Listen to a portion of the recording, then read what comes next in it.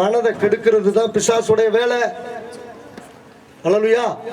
அதனால நான் என்ன சொல்றேன், நான் விசுவாசிக்கிறேன், நீங்களாம் நிலைவரமான ஆவியை உடையவர்கள். அல்லேலூயா. ஒரே சிந்தையை உடையவர்கள், ஒரே மனதோடு கூட என்னை பார்த்து நான் பேசுகிற செய்தியை நீங்க கேட்பீங்க, நான் விசுவாசிக்கிறேன். இந்த செய்தியில தாங்க இருக்கு. அல்லேலூயா. Praise the Lord. கர்த்தர் உங்களோடு கூட பேசும்படியாய் கர்த்தர் உங்களை கூட்டி வந்திருக்கிறார். நீங்கள் மனுஷனுடைய சத்தத்தை கேட்க வரவில்லை, தேவனுடைய சத்தத்தை கேட்கும்படி வந்திருக்கிறீங்க. நம்ம இப்ப பார்த்தோம், பரிசுத்த ஆவியினாலே உண்டானது. நான் ஏற்கனவே சொன்னேன், பரலோகத்தில் சாட்சியிடுகிற அந்த மூவர்ல பிதா, வார்த்தை, பரிசுத்தாவி. அந்த பரிசுத்தாவியினாலே கன்னி மரியின் வயிற்றில் அவர் என்ன பண்ணார்னா குழந்தையாய் வந்தார். எப்படி வந்தார்னா ஜலத்தினாலும் ரத்தத்தினாலும். அல்லேலூயா. பிதாவாகிய தேவன் எதையும் உருவாக்கக்கூடியவர், எதையும் செய்யக்கூடியவர். அல்லேலூயா. அவர் ஜலத்தினாலும் ரத்தத்தினாலும் பரிசுத்த ஆவியினாலே அந்த கன்னி மரியாளுடைய வயிற்றில், அவள்லாம் புருஷனை அறியாது இருக்கிற கன்னியாக இருக்கும் பொழுது பரிசுத்த ஆவியினாலே அங்கே இயேசு கிறிஸ்து பிறக்கும்படியாய் அங்கே கடந்து வந்தார். அல்லேலூயா. நம்ம பிறப்புக்கும் இயேசு கிறிஸ்து பிறப்புக்கும் வித்தியாசம். அல்லேலூயா. வேதம் சொல்லுகிறது, அடுத்தது இயேசு மட்டும் கன்னியாக இருந்த மரியாளிடத்தில் பரிசுத்தாவினால் உண்டாக்கப்பட்டு இயேசு பிறந்தார். அவருக்கு ஒரு பேர் இருக்கு. 1:21 வாசிங்க. அவள் ஒரு குமாரனை பெறுவாள், இயேசு என்று பெயரிடுவாயாக, ஏனெனில் தமது ஜனங்களின் பாவங்களை நீக்கி ரட்சிப்பார் என்றார். இயேசு என்றால் ரட்சிக்கிறவர் என்று பெயர். என்ன பேரு? ரட்சிக்கிறவர். எதுல இருந்து ரட்சிப்பார்னா, பாவத்தில் இருந்தும், பாவத்துடைய சாபத்தில் இருந்தும், பாவத்துடைய வல்லமையில் இருந்தும், பாவத்துடைய சகல கிரியைகளில் இருந்தும் நம்மளை ரட்சிக்கிறவர் தான் இயேசு. அல்லேலூயா. அதனாலதான் வேதம் அவருக்கு இயேசு என்று பெயரிடுவாயா, வேற பேரை சொல்லல. இயேசு என்றால் ரட்சகர். எதங்க ரட்சிப்பார்? நம்ம குடும்பத்தில் வரக்கூடிய பிசாசுடைய போராட்டங்கள்ல இருந்து, அதை எல்லா காரியங்களிலிருந்தும் அவர் விடுவிப்பதற்கு அவர் வல்லமை உள்ள தேவனாய் இருக்கிறார். அல்லேலூயா. அடுத்த வசனத்தை வாசிக்கிறோம். கிறிஸ்து என்றால் அபிஷேகம் பண்ணுகிறவர் என்று அர்த்தம். கிறிஸ்து என்றால் என்னது? நிறைய பேருக்கு தெரியாது. இயேசு கிறிஸ்து, இயேசு கிறிஸ்துன்னு வாங்க.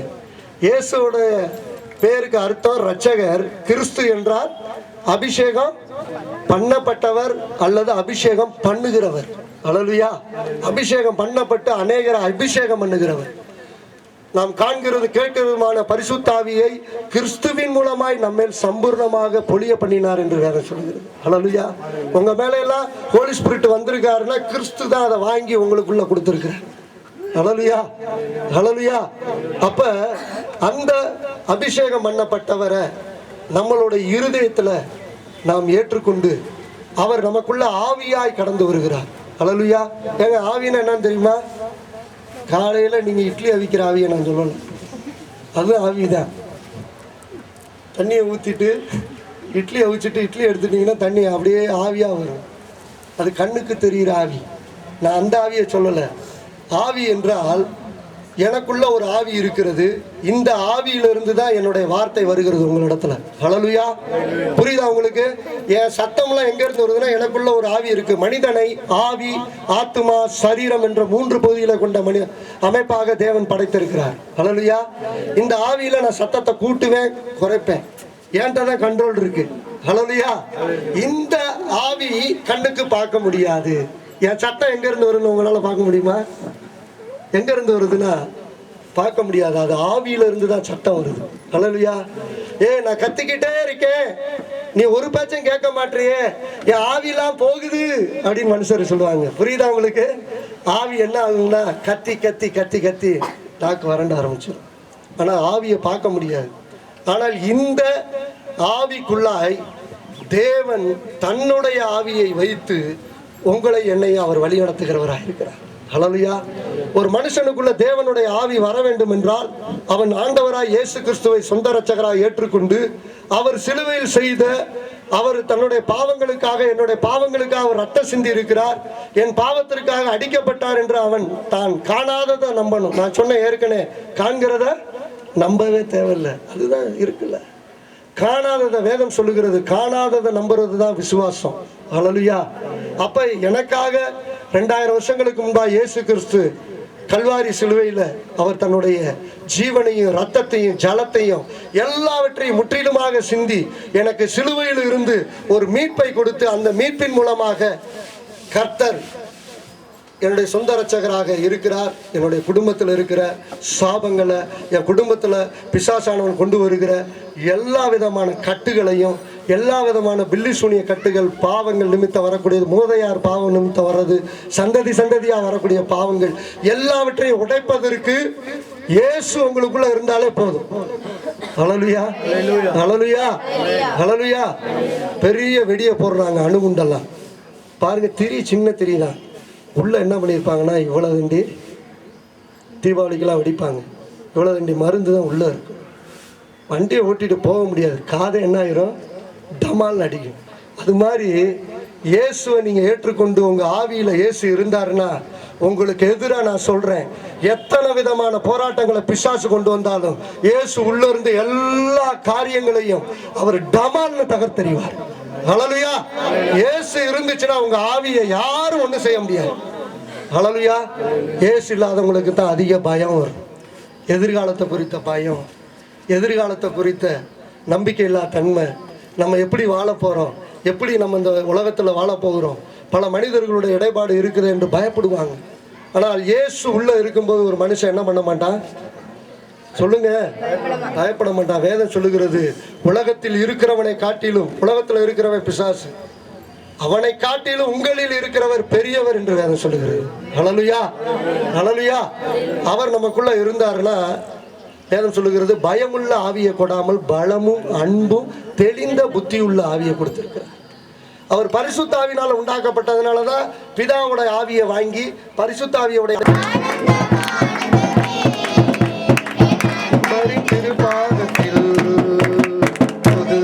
கொண்டாட்டமே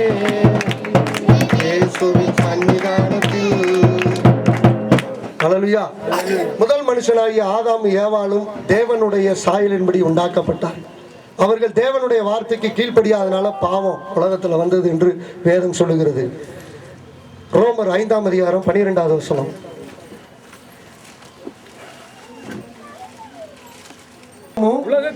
உலகத்திலே பிரவேசித்தது போலவும் எல்லா மனுஷரும் பாவம் செய்தபடியால் எல்லாருக்கும் வந்தது போலவும் இதுவும் ஆயிற்று.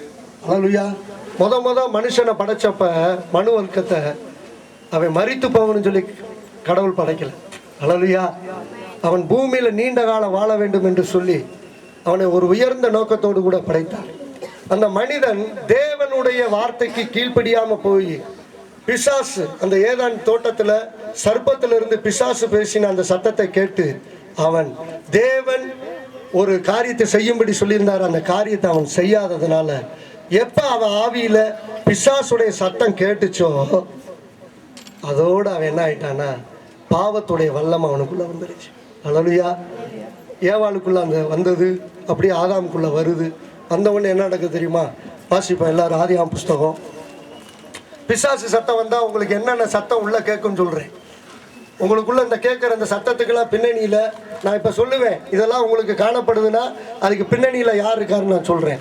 வாசிப்போம் 3ஆம் அதிகாரம் 8வது வசனம். ஆதியாகமம் புஸ்தகம் 3ஆம் அதிகாரம் 8வது வசனம். தேவனாகிய கர்த்தருடைய சத்தத்தை அவர்கள் கேட்டார்கள். அப்பொழுது ஆதாமும் அவன் மனைவியும் தேவனாகிய கர்த்தருடைய சந்நிதிக்கு விலகி தோட்டத்தின் விருட்சங்களுக்குள்ளே ஒளித்துக் கொண்டார்கள். மனுஷன் அதோட பாவம் செய்யாத வரைக்கும் ஆண்டவரோட நல்லா பேசிக்கிட்டு இருந்தான். உங்களுக்கு தெரியுமா, நீங்க தப்பு செய்யாத வரைக்கும், நீங்களும் நானும் தப்பு செய்யாத வரைக்கும் நமக்கு என்ன இருக்காது சொல்லுங்க?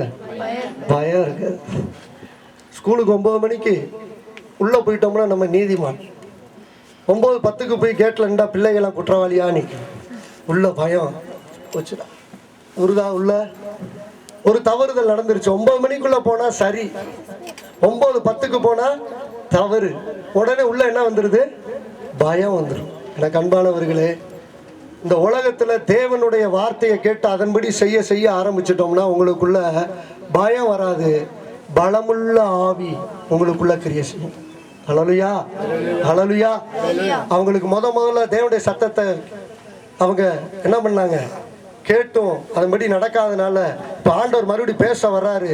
வந்த உடனே போய் அங்கே பாருங்க எங்கே போய் ஒளிஞ்சுக்கிறாங்கன்னா, அப்பொழுது ஆதாமும் அவன் மனைவியும் தேவனாகிய கர்த்தருடைய சந்நிதிக்கு விலகி தோட்டத்தின் விருட்சங்களுக்குள்ளே ஒளித்து கொண்டார்கள். தப்பு செஞ்ச உடனே ஓடி ஒளிஞ்சுக்கிருவாங்க. சொல்லுங்க, தப்பு செஞ்சா என்ன பண்ணுவாங்க? ஓடி ஒளிஞ்சு. தப்பு செய்யறவங்க யாரும் பார்க்காதபடி தான் தப்பு செய்வாங்க. அதுக்கு காரணம்லாம் இதுதான். ஹல்லேலூயா. மனுஷனுக்குள்ள வரக்கூடிய காரியம் ஓடி ஒளிஞ்சுக்கிட்டு செய்யறது. ஹல்லேலூயா. அவர்கள் ஓடி ஒளித்து கொண்டார்கள். காரணம்னு அங்க என்ன நடக்குதுன்னா, அவங்க ஏன் ஒளிந்து கொண்டார்கள் என்றால் அங்கு பயம் வந்தது. என்ன வந்தது? அது வரைக்கும் மனுஷன் பயப்படவே இல்லைங்க. பாவம் உள்ள வந்த உடனே, பிசாசுடைய சத்தத்தை ஆவியில கேட்ட உடனே பயம் வந்துச்சு. ரெண்டாவது அவிசுவாசம், சந்தேகம். தேவனுடைய வார்த்தையை குறித்து சந்தேகப்படக்கூடாது. ஆண்டவர் உங்கள்கிட்ட வேதத்துல இருந்து பல வார்த்தைகள் மூலமா பேசுவார். அந்த வார்த்தையில உங்க வாழ்க்கையில் நடக்கும் சொல்லி நீங்க விசுவாசிங்கன்னா கண்டிப்பா நடக்கும். ஹல்லேலூயா. ஆனா உங்களை விசுவாசிக்காம மேற்படி ஆள் விட மாட்டான். பிரச்சனை போராட்டம் வரும்போது நீங்க நல்லா தான் இருப்பீங்க, இந்த சூழ்நிலையெல்லாம் மாறும், நான் எழும்பிடுவேன்னு சொல்லி நீங்க நினைச்சீங்கன்னா அது தேவனுடைய சத்தம்.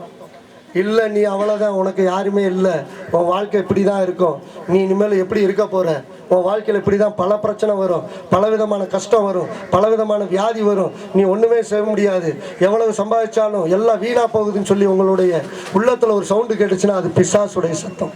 ஹல்லேலூயா, ஹல்லேலூயா, ஹல்லேலூயா.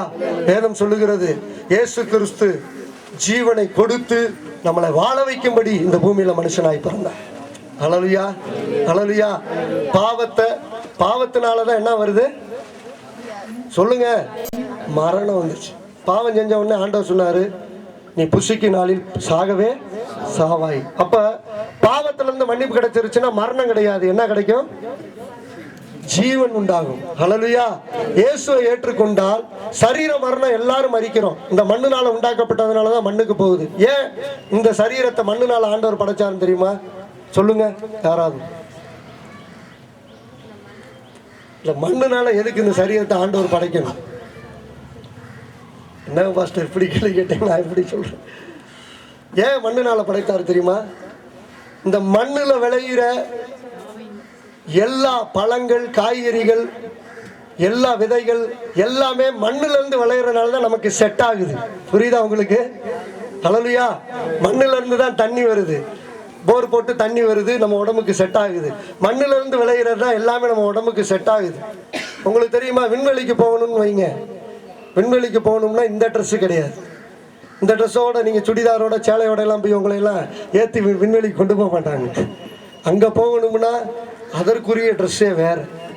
அப்போ தான் இந்த தன்மை இல்லாமல் அங்கே விண்வெளியில் இருக்கிற தன்மைக்கு அந்த ட்ரெஸ்ஸு உங்களை என்ன பண்ணும், பேலன்ஸ் பண்ணி நீங்கள் அங்கே வாழ முடியும்.